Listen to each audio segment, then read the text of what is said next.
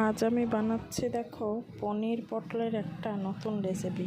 YouTube দেখায় recipe. এটা নিয়েছি পনির আর নিয়েছি টমেটো আর আছে একটু গরম মশলা। চলো এবারে বানাই। পটলগুলো লাল লাল করে ভেজে নিচ্ছি। দেখো গোটা গোটা পটল, মধ্যে মধ্যে একটু চির করে নিয়েছি। এবার ওই তেলেই জিরে গরম মশলা দিয়ে ভালো করে টমেটোগুলো দিয়ে এবার ভেজে নেব। ভাজা হয়ে গেলে এবার জিরে আদা কাঁচা লঙ্কা বাটাটা দিয়ে দেবো। এবার নুন হলুদ গরম মশলা দিয়ে এবার ভালো করে কষিয়ে নিচ্ছি। আর ধনে গুঁড়ো দিয়েছিলাম, একটু লঙ্কা গুঁড়ো। এবার ফুটিয়ে নিচ্ছি ভালো করে।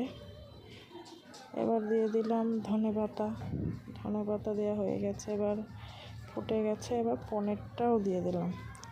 এবার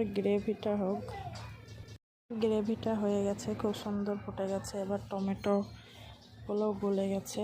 এবারে পটলগুলো দিয়ে দিলাম। পটলগুলো দিয়ে ফুটিয়ে নেব।